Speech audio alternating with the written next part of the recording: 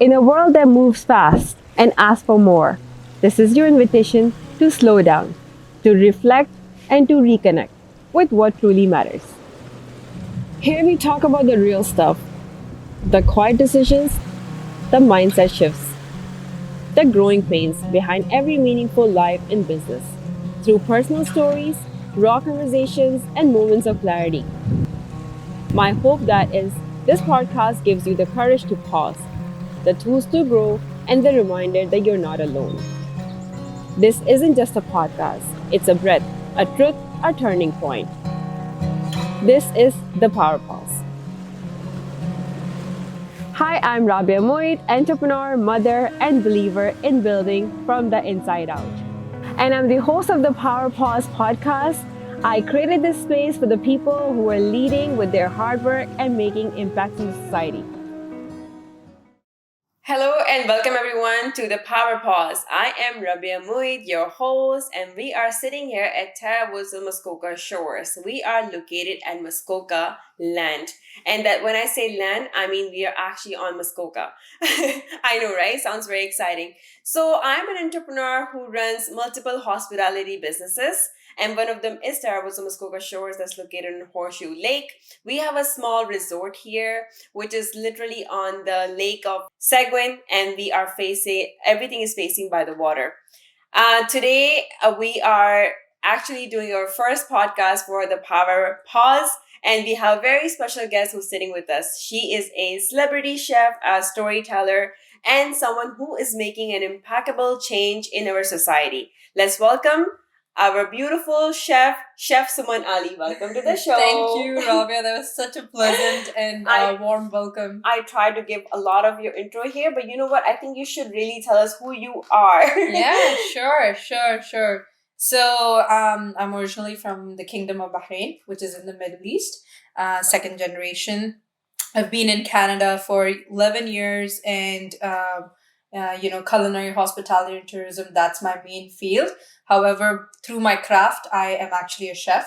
And, alhamdulillah, I think I've reached that point in my career where I'm able to utilize my craft to connect people in a very distinctive manner. So through food, literally, utilizing the whole concept of culinary diplomacy, through my craft, really utilizing the platform to connect people together. Since there's already so much of differentiation and, all of these reasons in the world for people to find differences. So I think for me, when it comes to food, I want people to come together, eat together, have a good time. And the other thing I can tell you about myself is that I am a culinary partner at Bar Mordecai. We are part of the world's 50 best bar concepts. I have been to that place and it's beautiful.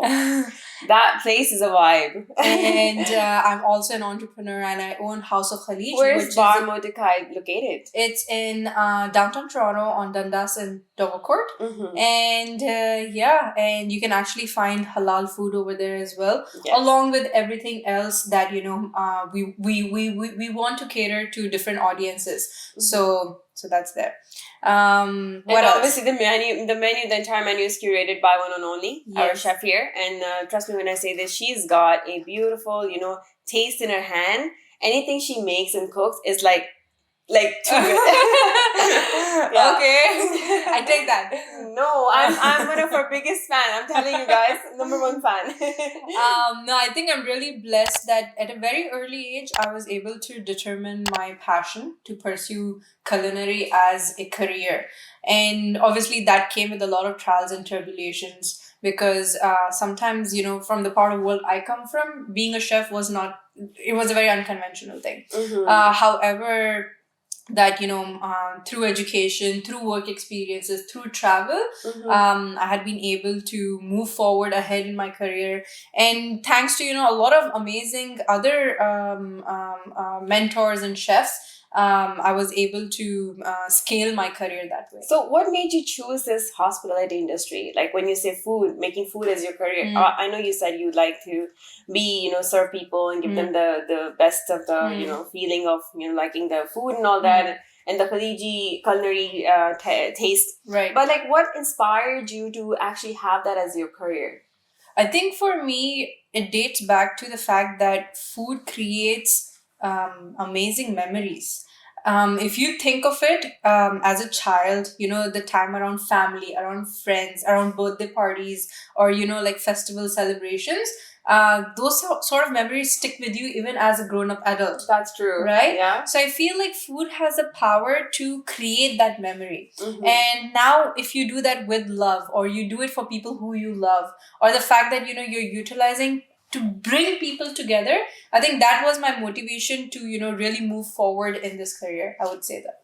Isn't it true that sometimes when you're kid and you eat something that stays in your Yes, head it does. It forever, does forever. and then it's like I still it remember. connects you, bring back to the Big memories time. of childhood, Big time, or big like time. some special events. I still remember. I must have been 8 or 9 years old. I went to this one of the local farms. Mhm. Not farm. One of the local souks, which is like a farmers market.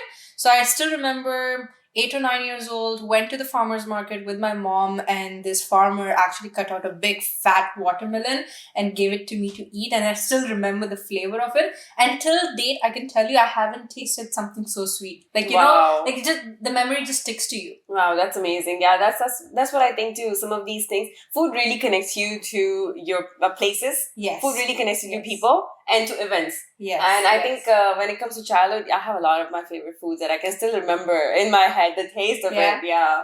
Yeah. Why don't you go ahead and tell me what was your motivation to get into the cottage RV resort industry? Like, what was the moment you realized that this is what I want to do? So my inspiration to be doing what I do right now is basically I'm a people's person. So when I say I'm people's person is because I love to accommodate people. I love to make people happy. With this industry, I'm in hospitality.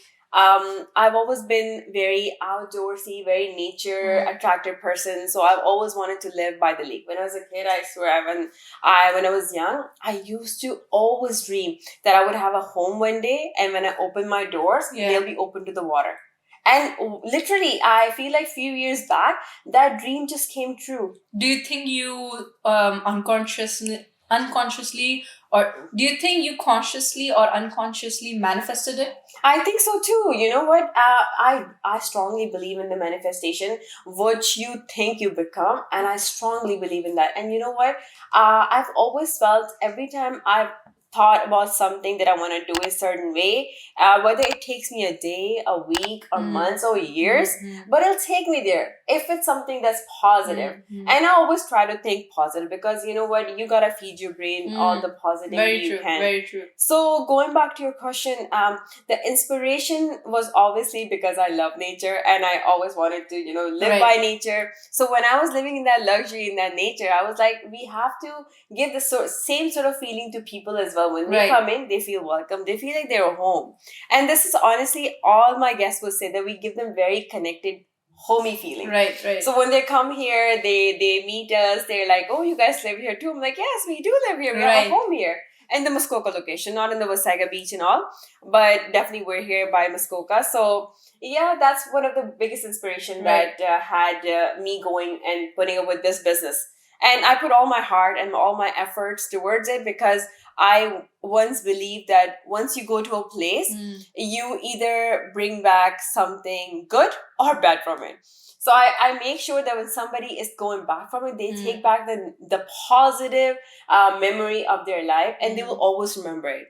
Whether visiting from a different country, we've had guests actually. Somebody had a reunion last year at Tara Woods where they came from all over the world. Wow. We had about 79 guests. Some came from UK, some Australia, some America, and there was like a big family reunion. It was really nice. And I can't forget that, like, they will have this memory for the rest of their lives. For the rest of their lives, This is what it is for me. Yes. So, Suman, going back to your industry, hospitality, it's a strong industry, and I'm sure there's a lot of challenges. What sort of challenges did you face in this field? Wow, that's a very open-ended question. It can, like, I can just go on and on and on, because especially if you ask that question to women from my industry, depending on what stage of life we are in, if you're single, married, dating, or if you're expecting, or new family, or let's say for instance, even if you're in a C-suite level leadership position, or even if you're in entry level position, the challenges can differ in many unique ways that sometimes maybe other people wouldn't necessarily face. A simple thing that I can think of over the top of my head right now is about, let's say, working in the industry late nights or evening shifts. And especially fine dining restaurants, they function for dinner service. Of course. That could mean you're working, maybe from 2 p.m. until 1 a.m. And sometimes in certain countries, in certain regions, there is transportation issues, or there is commute problem, or there is a concern about safety as a woman just on its own. So I think sometimes these things limit a growth which maybe not necessarily other people have to face. I have had so many female chefs and peers of mine who probably were not able to get a promotion because they were not able to work an evening shift. I think one of the things that really also worked out for me is collaborating with women who think or have the similar mindset as me. And you're a perfect example that a lot of our core values align. And the fact that sometimes you just need women who champion you and support you for whatever you're doing. Exactly. What are your thoughts on this whole women collaborative work together? Although it can be a very hyped up and overused and overrated term, because maybe it sounds too convenient, but when you get to the leg work of it, it's a whole different story. What are your thoughts on it? So I strongly believe in that, Suman, that when you uplift each other, you obviously, make a lot of differences in the society. You do a lot much more than you can do by yourself as being solo. And I definitely get very inspired by some of the people that I know in my life who have actually helped me. For example, being you, and there are many other good friends that I have who have always supported me. And I specifically organize these events so people know that this is who I am as a person. I'm a woman advocate. I support you as a woman, and we have an event actually coming up on May 10th, and it's happening in one of the restaurants that we own, Shashki. Yes. It's called She Makes Mocktail. It's especially for the women who are all business oriented, and we're going to be networking, we're going to be connecting, we're going to be uplifting each other. This is the whole basically the motto, I would say. And going back to the collaboration, you and I have collaborated something so big, so many times. And and I'm talking about the one time, the favorite one. And inshallah, there's a lot more going to be. Yes, of course. But the best one, you want to tell us about it? Yeah, sure. And I think for sure it's one of my favorite and obviously shiny accolades part of my portfolio. The fact that last year at the 𝒂𝒃𝒃𝒊𝒂 deck, we had this amazing majlis dinner, a combination of Bahraini Khaliji dinner on the deck itself, overlooking the lake and obviously the cottage property, with almost 14-15 guests of ours, all coming from different walks of life, showcasing diversity. And then at the same time, the fact that each and every person who was involved in that project intentfully was a woman entrepreneur. From the ladies who curated our beverages, the aesthetics, or the fact that even the flower petals that went on the food, they were all from people. Just imagine, guys, having 14 people sit on the deck and have dinner together. That's like pretty inspiring. And you know what the best part is? The best part is that this moment was captured. Yes. And now it's visible and accessible for people to see on Terminal 3 at the Toronto International Pearson Airport in collaboration with Take Your Seat. And I think... so we are at the YYZ. Yes. And I think one of the other motivations to, in fact, even do this project was to tell people about one people, one connect philosophy. Exactly. That we could all come from wherever we are in the world, and you could find one reason to be together, to find that commonality. Having the diversity and the connection together, everybody brings a something from their culture, something that connects it all together, make it more powerful. And weren't we talking about how modern No, how cultural yet Canadian it is. Yes. And that's what made it so unique, it was right? very cultural. Like it was definitely very culture, yet so Canadian. Yes. Because it's happening in the Canadian land. We are all from Canada. We have, some of our culture background with us and some of Canada with us. Yes. So that's what I say. Like, we combine it all together, making such a nice mix of thing. Tradition and culture and modernity at the same time. Yes, exactly. And it was one of the best collaboration that we had. I still think about it. Yeah, honestly, like, I think that's gonna stay in the memory lane forever. And that's something, to be looking at. That's something inspires me. So, Suman, in today's world, we are so, bombarded with so much happening in our life, and there's so much happening. How do you stay connected to your roots, and how do you bring that authenticity of your culture background into your daily life? How do you imply everything together in your work field? That's a very interesting question. And I think I'm still trying to figure that out as I am, scaling and growing in my career, or, meeting different people. I think one of the best ways that how I try to, stay rooted with my heritage, with my culture, just myself, is by constantly reminding that it's by constantly reminding where I come from. I feel sometimes, as you grow up the ladder, we tend to forget where we come from. Yeah. And it can get very easy to be lost in the trend of doing things. Or it can be too easy to just get so lost in the whole hustle culture. And just run after things. So I think I've been able to find my moments of pauses, not necessarily just once, but every now and then. Prayer helps me do that. Having people surrounding myself with people who have similar intent and similar energy, I think that really helps me contain my moments of pause. And the most important thing I would say is, having a really thorough relationship with my family. So sometimes when, we go out there in the world to conquer the world and, do this in life, do that in life, we sometimes could get disconnected with our families. So finding that medium to stay connected with your parents, with your siblings. So sorry, isn't like a balancing of art, like balancing the whole timeline, whole schedule, balancing your lifestyle? How do you do that? And also balancing the fact that maybe at some point in your life you want a companion, or you don't want a companion, or like figuring that out. Speaking of which, we're talking about a companion right now. So somebody just recently, got hitched. That's the right word. Yeah. And I think we spoke about it very frankly the other time, that sometimes you just need to be mentally ready to get into that stage of life as well. And thanks to you, for always, giving me the right advice as well, just as a friend. I think mentally being ready for different stages of your life is also important. Yes. That's also part of growth.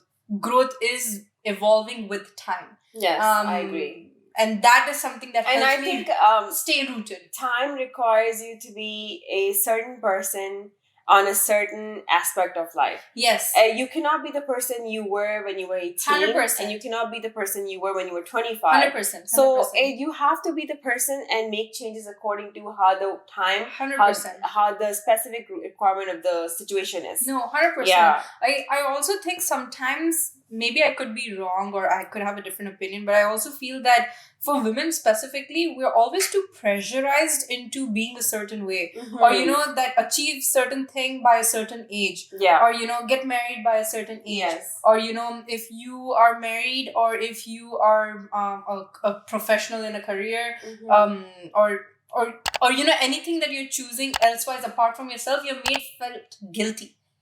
Yeah, I was. Do you ever feel that? I feel like there's a lot of pressure on you, just as a person, not just being women or men.